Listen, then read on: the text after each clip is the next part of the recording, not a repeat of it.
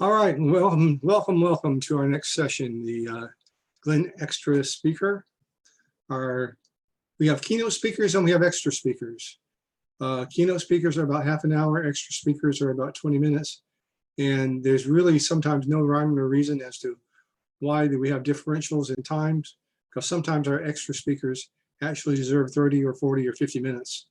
With Jeff right now, we're going to be able to spend an hour if we really wanted to. But our next speaker is our GlennExtra speaker. He's Jeff George. He's the Lunar Architecture Lead for NASA HEO Systems Engineering and Integration. So can we go ahead and bring up Jeff's slides, please? Hi, Alan. Good to talk to you again. Good morning, Jeff. Slides are coming towards us in just a moment. It's going to be tough to follow bionic avatars, by the way. Yes, it is. Yes, it is.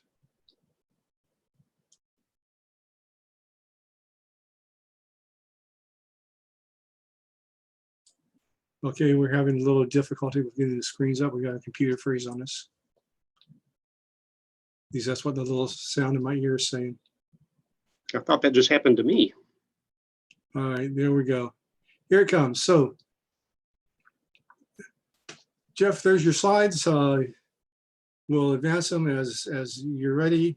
But first, my little digging into the internet says that Jeff has a little bit of a history with Glenn. So can you tell us a little bit about how you're coming home?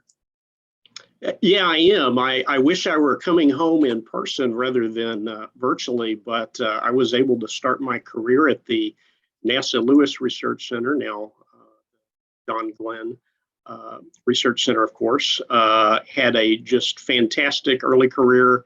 Loved my time in Cleveland and looked for every opportunity to get back. So maybe next year. But yeah, I was studying nuclear engineering down here in Texas. Was always kind of a space guy. Was able to participate in some NASA-funded research in our graduate department there and work with the researchers in Cleveland. Managed to get a NASA NSTRF fellowship. And when I was ready to get out of school, there was one place I wanted to be, and that was in the heart of nuclear power and propulsion.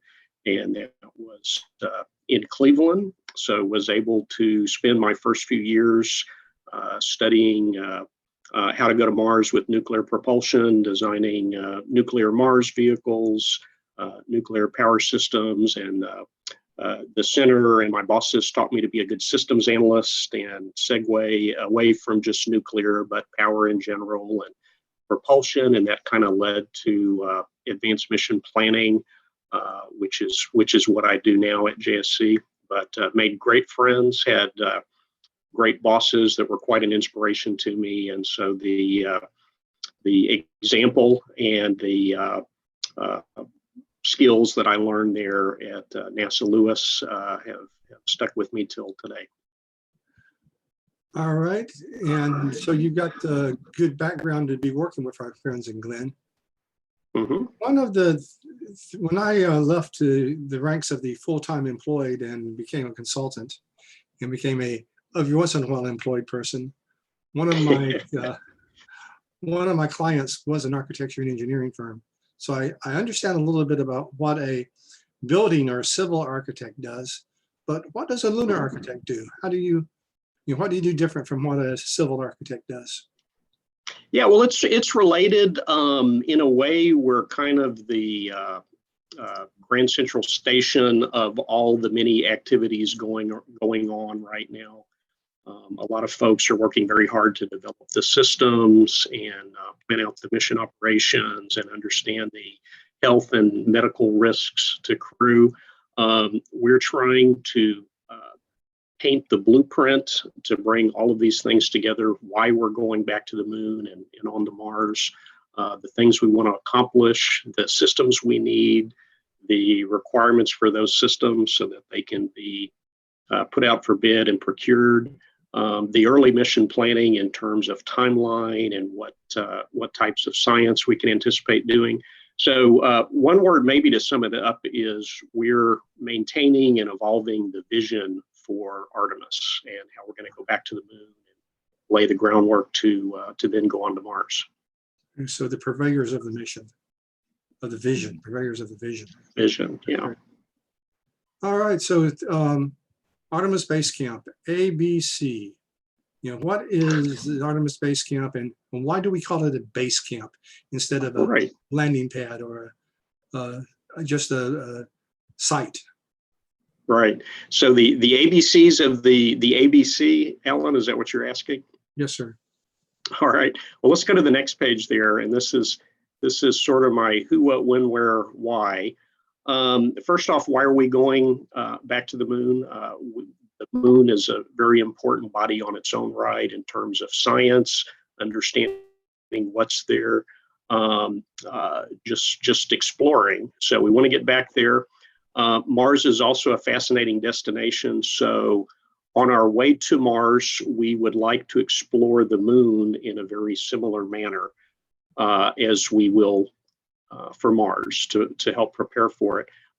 The mission operations we're laying out are very analogous to how we would explore Mars initially.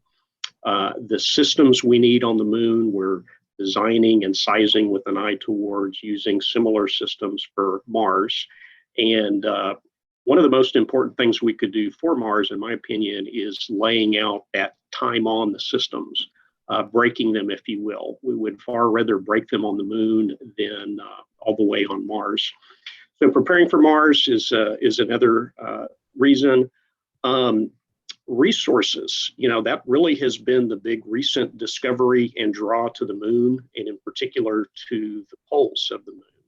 So Jim Reuter this morning mentioned insulation. If any of you have ever been up to the Arctic or the Antarctic, you know that at times of the year, the sun basically revolves around the horizon, and the south pole of the moon is the same way. So much of the year, we have direct access to solar insolation, which is a great resource for power. Now, you still need energy when that sun does occasionally dip below or behind mountain peaks on the horizon, but that's a great resource. Water ice, volatiles, in addition to the oxygen bound up in the regolith.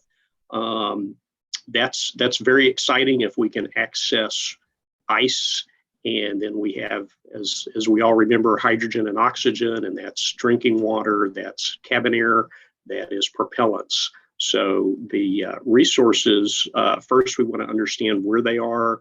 We want to demo how to access and how to use them, how to convert them, and how to store them.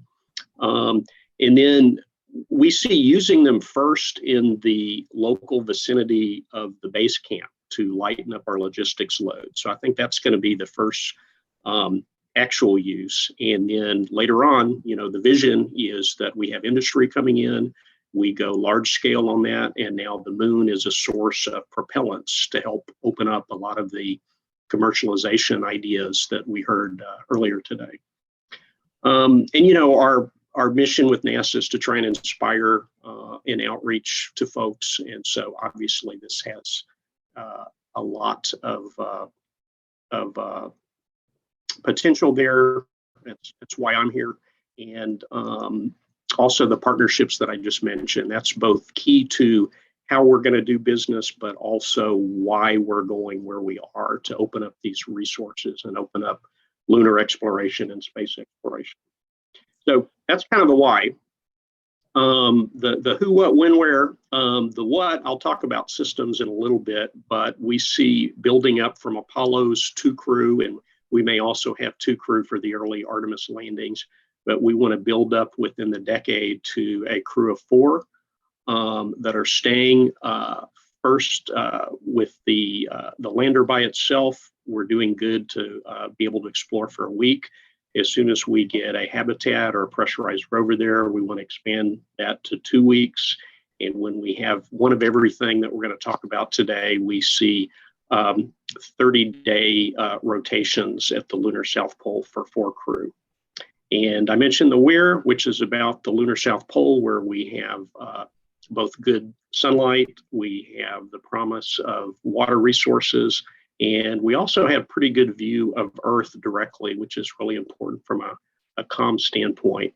So that's a mouthful there, Alan. Any questions or thoughts on that? Well, you described the who, what, when, and where. Yeah. Interestingly, but trying to look over your graphic here, can you go through and help us identify what these different pieces are and what they do?